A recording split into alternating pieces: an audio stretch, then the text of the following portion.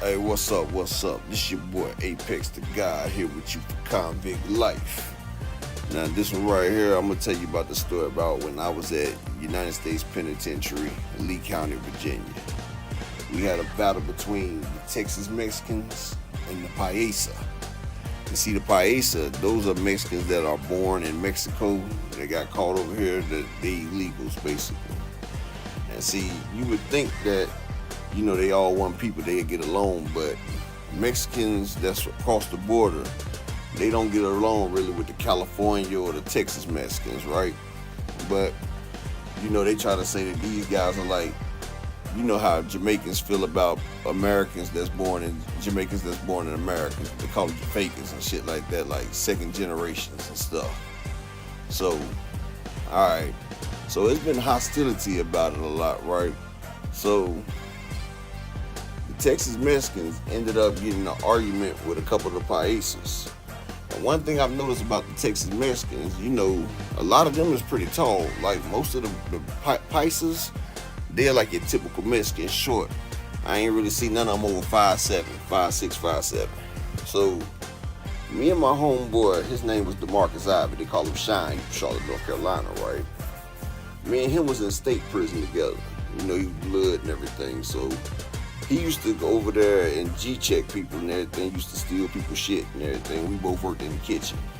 And see, he was still young, so he had that young youth spread mentality. One thing about the pen, though, especially the federal level 7 maximum security, like, motherfuckers don't play that fight shit. Like, a nigga poke you with a lawnmower blade, they go ahead and get you up out of there. They're not about to play these little games and everything, right? So it was a couple people that was up there, they was soft as shit. And, Shine used to press them. He used to take their shit and everything. He used to get in little fights and everything. So, some people did fight, but in the feds, when it comes to fights, like, it's a lot of politicking. Like, people that's from different states, like, they war together. Like, say, like, you got a problem with somebody from D.C., then you got a problem with all of D.C. And, usually the heads of the state will come together and they call it the car, and they call it the shot callers. But Shine was also blood, so he was in the blood faction, plus he was in the North Carolina faction. And the Bloods wanted to get Shine off, the California Bloods wanted to get Shine off the yard. But see, he was the East Coast Bloods. See, they was beefing too. Like, the California Bloods didn't really respect the East Coast Bloods and everything because, their lineup is different. Like in the East Coast, you got 5-star, 4-star generals and everything, but in the West Coast, you got OG, double OG. And see, with the West Coast, you got to put in time to receive your rank. And in the East Coast, like, you put in work to receive rank, or some people buy their rank. So, it's a lot different. It's a whole lot of different things that go into that right there. So when you got that going on right there, it's a lot of bullshit going on, basically. But so Shine was off his rocker. He just, like I said, just came from state prison. He really ain't going through. So we worked in the kitchen first shift. We used to go to the kitchen at 4 o'clock in the fucking morning. And when mainline come, that's lunch. We'll leave in the middle of lunchtime and the second shift will come in before lunch is over with. So we done went out there, we done came out the kitchen, we about to go to the yard. Because once you go to the yard, they got controlled movements. So best time to go to the yard is right there after a meal. So you go in there, and then after main line's clear, you can go back to the unit, or you can stay out there for another hour until they call RIC call or work call, and then they do the count when you out there. So one day we out there and we just walking the yard politicking and talking, smoking a cigarette as we going around the yard and everything, right? So it's a controlled movement.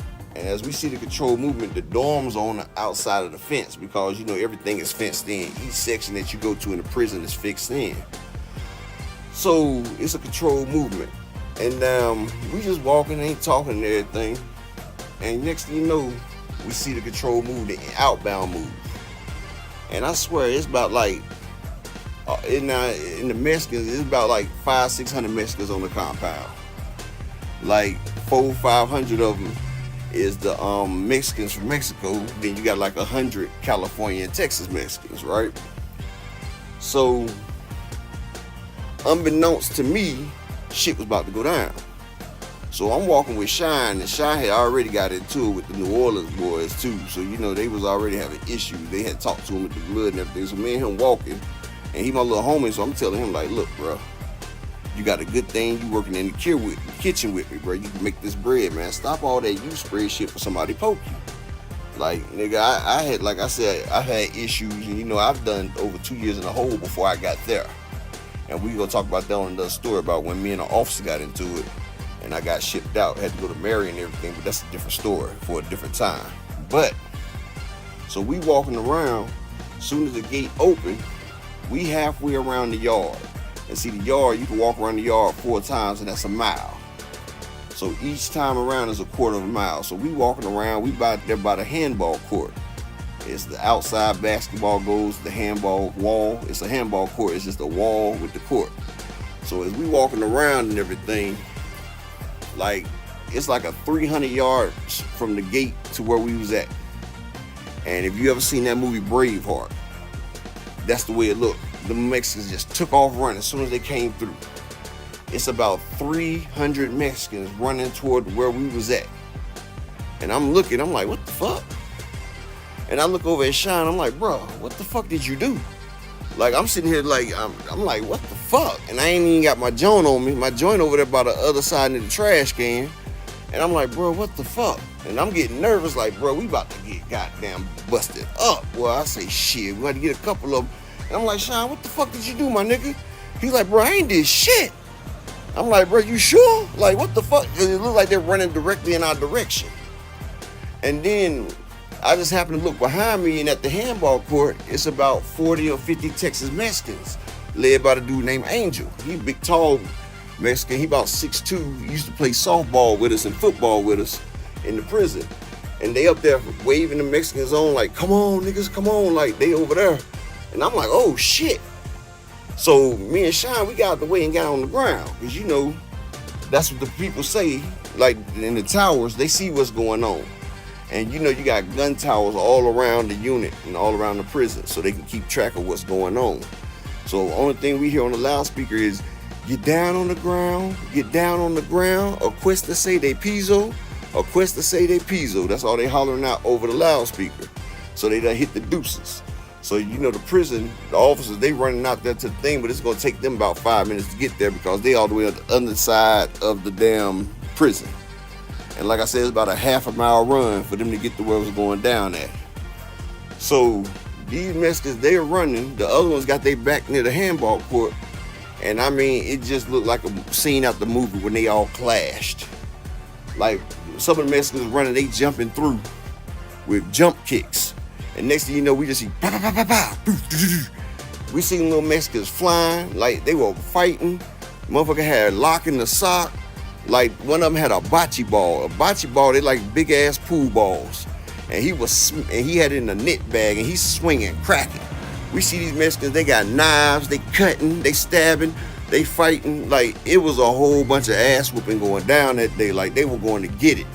And like, it was only like less than 100 of the Texas Mexicans, but they were beating the shit out the damn Mexicans from Mexico. Like, it was just, they was overwhelmed. And like, the Mexico Mexicans, they didn't really have the weaponry that the Texas Mexicans had. Like, they was Americanized.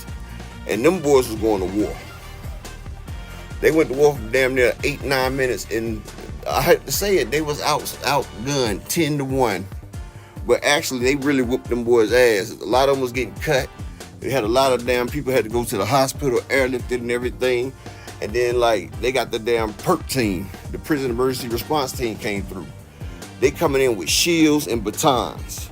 And if you still standing when that PERT team come in, you gonna wish you wasn't standing no more. They coming through, they not asking questions, they smacking niggas with them batons, hitting them with that electrified shield. It's zzz, pow, zzz, pow. Motherfuckers that wasn't even involved was getting cracked upside the head. Like, it was just a whole lot of ass whooping going down. Like, I was like, shit. Like, that was like one of the biggest brawls I've seen, and it was just, whew. I told Sean, I said, see, boy, you need to chill the fuck out. Shit like this could go down. So they started dropping concussion grenades out the towers. The sharpshooters, usually they use lethal weapons out there, but they was using non-lethal. So them motherfuckers got Dracos and AK-47s and M16s, shooting out motherfucking rubber bullets and pepper balls. All you hear is motherfuckers hollering. Them shits hitting hard. Boom. Rubber bullets hitting so hard it's breaking skin, but it ain't deadly. But they popping niggas. Niggas getting hit with concussion. Niggas getting hit with pepper balls. Niggas getting hit with sticks. Shield. It took about 40 minutes. They was wire clipping people, like tying people up with the wire tabs and everything. So anybody that was in the hole that day got released to the yard. It was a good day for the people that was in the hole. So they locked up all the Mexicans and all the Texas Mexicans. They locked them all up in the hole. And see, this is what I tell you about politics. Like, the people talk to the SIS, which is the Secret Investigation Service in the prison. They basically like the FBI. They FBI liaisons, because if you get caught in prison, they'll give you a street charge and everything. So they like liaisons to the FBI. So they came through, they got all the damn information and everything that went down and everything. And so the whole facility was locked down, basically. So they talked to the leaders of the heads and everything. And so the leader of the Paisa, the Mexicans, Jesse Maldonado, so he sat there and they shipped, all the Texas Mexicans got shipped off the compound. They sent them to like Florence, Colorado, and they sent them to Long Park, California, and Beaumont, Texas. So they got all the Texas Mexicans off the compound. So then they released all the Mexicans that wasn't critically injured back to the yard and everything. That's how politics work. But we was locked down for damn near a month. So that was bag lunches that we used to get in our rooms. We didn't come out unless you worked in the kitchen, you got to come out. But everybody else stayed in the rooms. You came out your room 3 times a week. They let you come out for an hour to go take a shower, to make phone calls and shit like that. But usually with these new prisons, that's why they turned all the old prisons into FCIs. And they built all these new level 7 prisons so they can keep a motherfucker locked down and don't have to let you out. And you can move through the corridors and everything, because the new prisons are like that. So, yeah, that was the first time I seen the real live Braveheart against the Paisa and the Texas Mexican. I think there was the Border Brothers and the Texas Syndicate. That's the ones that was right there. But it was a hell of a fucking battle. Like, it's a lot of things that went in the Fed prison that's etched in my mind. And, you know, I appreciate y'all for coming through on this show. And I'm going to let y'all know. Now, remember, I did over 16 years in prison. So I'm going to let y'all know about real life street shit and real life shit that went down to prison, in the pen. I'm not going to give you that watered down content that other people give you. I'm going to give you the real. All I do is hit that like, share, and that subscribe button. And we're going to make this channel pop. And you're going to get the real life from the real life. Peace and bless to you all. This Apex the Guy Sosa, and I'm out.